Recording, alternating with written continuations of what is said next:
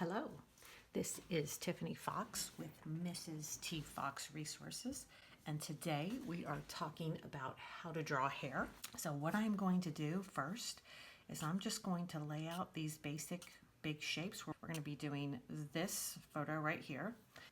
Don't think about drawing the individual hairs. I want you to think about drawing the big areas of value and then subdividing them. I'm going to lay everything out and let you watch me, and then we're going to talk about a few things in between.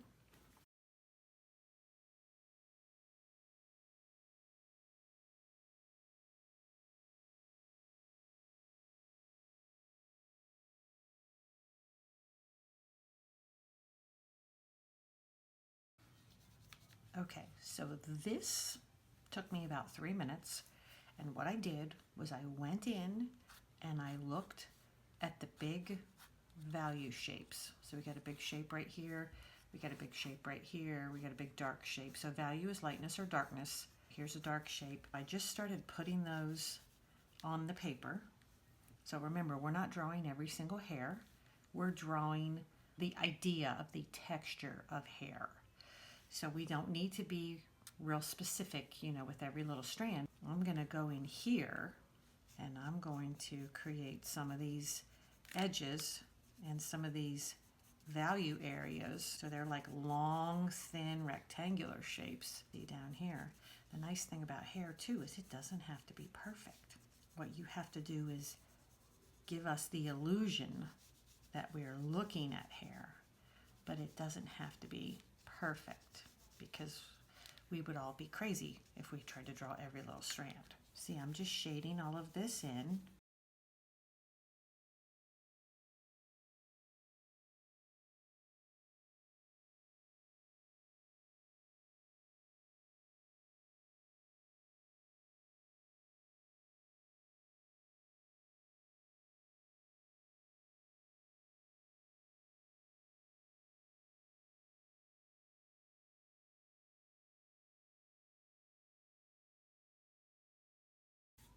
See, when I add these darker shapes in here into this mid-tone value, I'm getting more depth under the hair.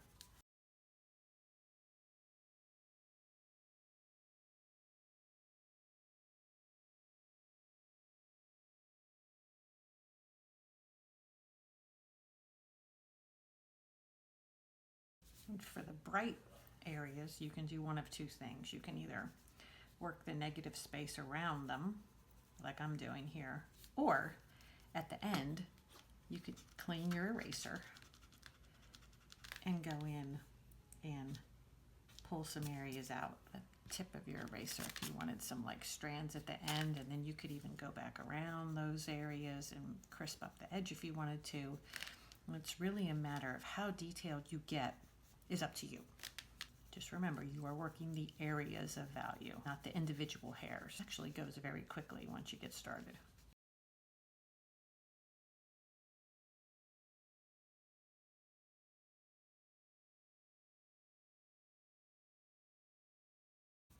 These are just pretty much long triangles, that sort of weird geometric shapes that are making up this whole entire area.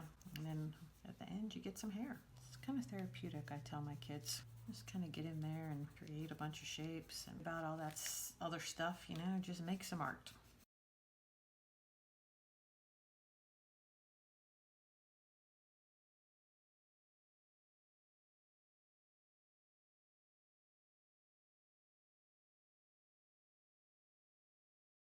So you could give the whole area a light value, and you could go back in, put these little dark areas in, and that makes the midtone look even lighter. Just don't be afraid of it.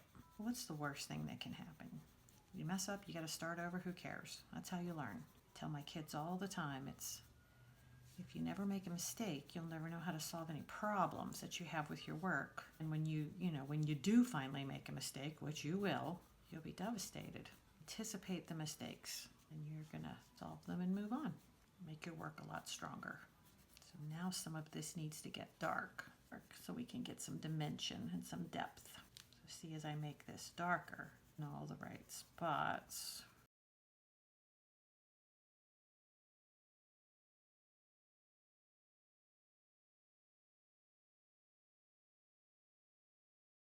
Remember, it's just areas of value, and you can see that I'm just drawing and adding value to shapes to give it more depth. Like this hair right here is underneath this hair. You know, you're just creating an illusion. It's very easy, very therapeutic. We don't need to draw all the hairs, just pay attention to your values. If there's darker value shapes, make sure that they're as dark as they need to be. And always use your value scale. You'll get used to seeing the values and seeing how they represent the depth in whatever you're drawing. But with hair, it's just really important that you have the value shapes and the edges so that you can convey the idea that the person looking at your portrait is looking at straight hair or curly hair without a bunch of distracting lines that don't even look like real hair. They just look like lines.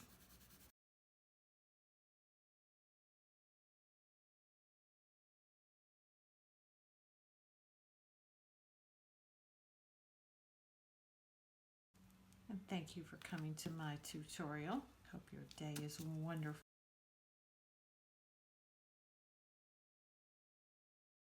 Remember, have fun. It's art. It can't hurt you. This is Mrs. Fox with Mrs. T. Fox Resources. Have a wonderful, wonderful, wonderful day.